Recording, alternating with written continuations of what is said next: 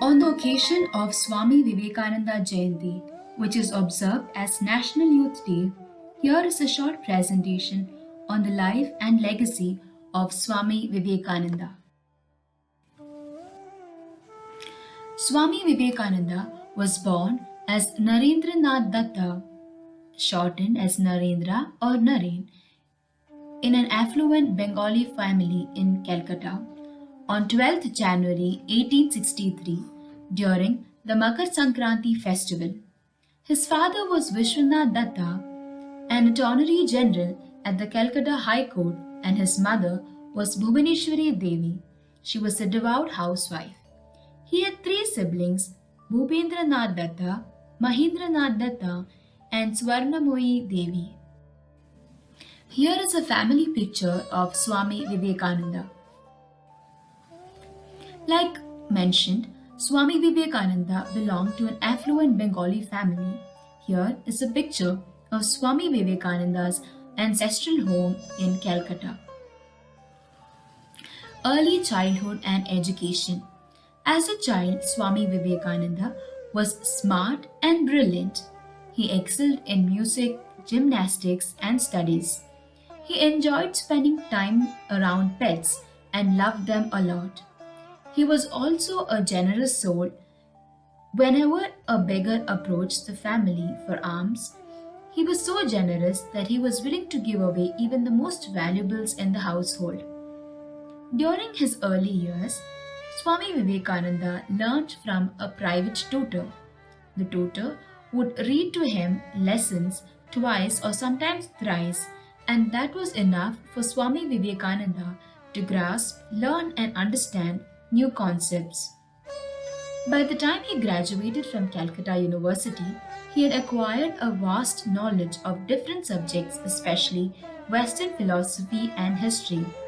He spent a lot of time in the library reading on various topics. He also practiced meditation from a very young age and was associated with the Brahmo movement for some time. However, during his youth, Narendra had to face an intense spiritual crisis. He was assailed by doubts about the existence of God. The struggle within him was intense and fierce.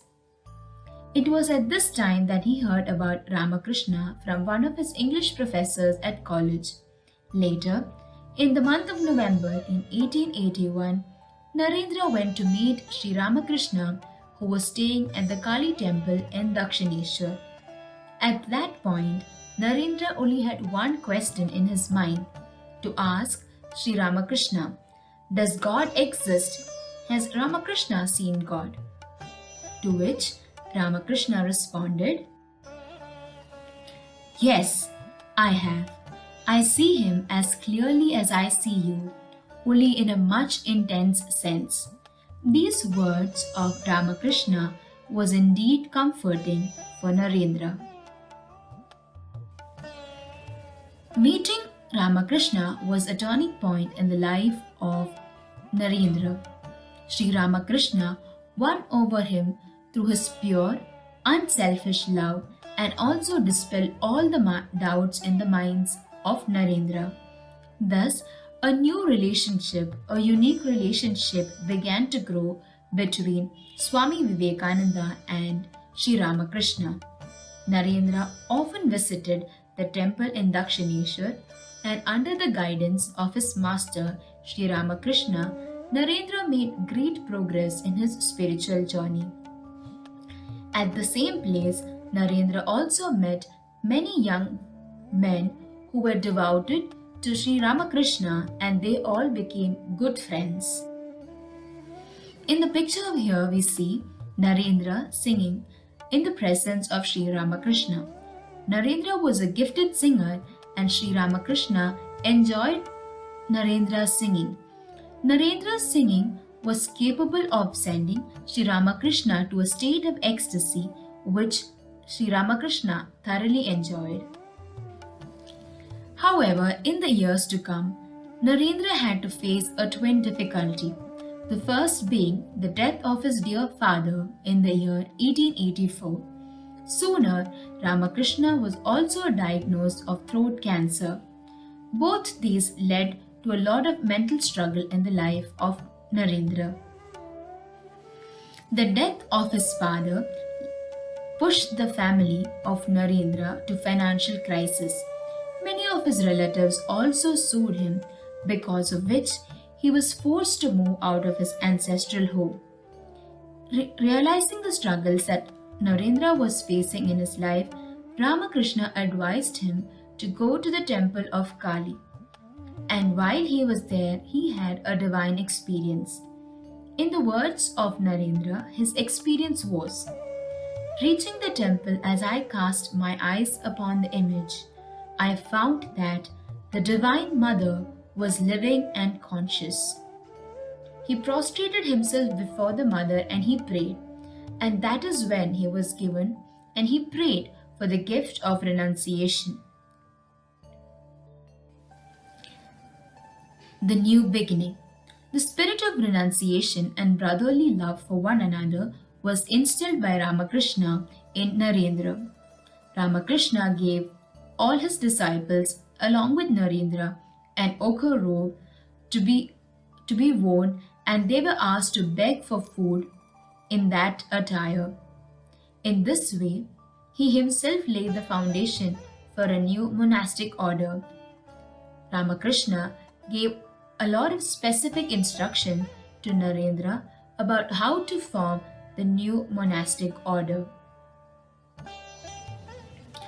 After the master's passing, 15 of his young disciples, one who joined later, began to live together in a dilapidated building at Baranagar in North Kolkata. And under the leadership of Narendra, they formed a new monastic order. Later, in the year of 1887, all of them took the vows of sannyasa, thereby assuming new names. And it was during this period that Narendra adopted the new name Swami Vivekananda. Later, there was a realization in Vivekananda's life of his true mission. Vivekananda heard the inner call for a greater mission in his life, which was post the establishment of the new order. In the middle of 1980s, after receiving the blessings of Sharada Devi, the divine consort of Sri Ramakrishna, known to the world as Holy Mother, who was then staying in Kolkata, Swami Vivekananda left Bharnagar Mutt and embarked on a long journey for exploration and discovery of India.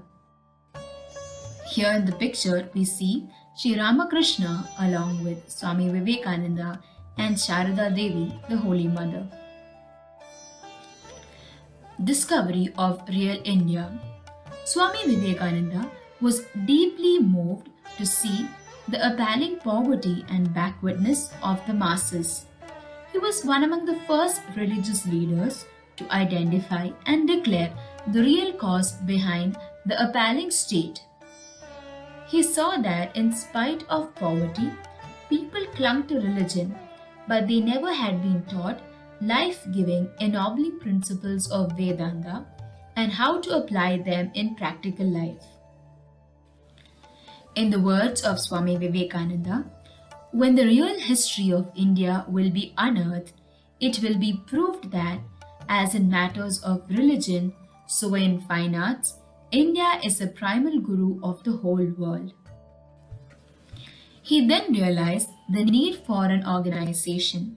The two main purposes behind the formation of an organization was to carry out his plans for the spread of education. Secondly, for the upliftment of the poor people and also of women. He said once, he wanted to set in motion a machinery which will bring noblest idea to the doorsteps of even the poorest and the meanest. It was to serve as this machinery that Swami Vivekananda founded the Sri Ramakrishna Mission, founding of Ramakrishna Mission. On 1st May 1897, Swami Vivekananda founded the Ramakrishna Mission to fulfill his aims and objectives. Through this mission, monks and lay people would jointly work to undertake propagation of practical Vedanta.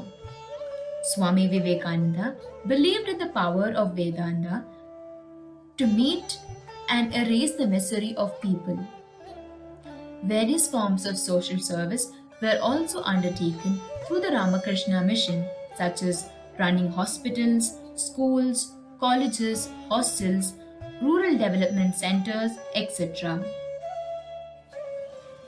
It was during this period that Swami Vivekananda first heard about the Parliament of Religions.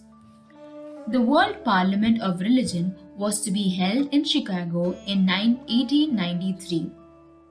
With the funds partly collected by his disciples in Chennai and partly provided by Raja of Khetri, Swami Vivekananda left for America from Mumbai on 31st May 1893. Even though he had initial apprehensions about going for the parliament, he had a dream of his master, Sri Ramakrishna, walking on the shores of a sea. Similarly, he also got permission from his Holy Mother to go for the parliament. In his words, he says, "Yes, now to the west, now I am ready. Let us go work in right earnest. The mother herself has spoken." The encouraging words of Sharada Devi inspired him to go to the Parliament of Religions held in Chicago. In the Parliament of Religions held in Chicago, his famous speech starting, "Dear brothers and sisters of America," made known to the world the great orator that Swami Vivekananda was. He was seen as a messenger of Indian wisdom to the Western world. This speech of him dispelled a lot of doubt and darkness about India being the land of snake charmers.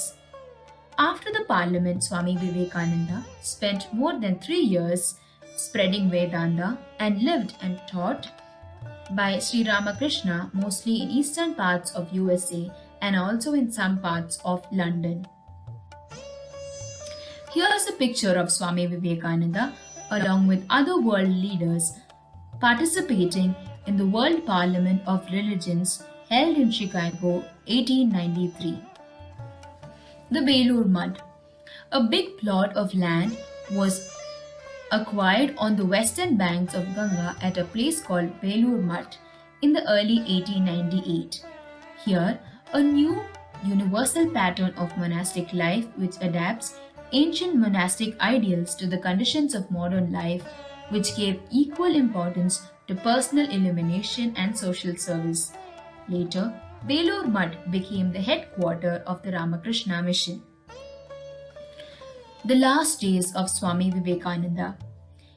During his last days, his health conditions deteriorated, and the end came on the night of 4th July 1902. But before his Mahasamadhi, he had written to a Western follower, and these were his prophetic words. In his words, "It may be that I shall find it good to get outside my body, to cast it off like a worn out garment, but I shall not cease to work. I shall inspire men everywhere until the whole world shall know that it is one with God."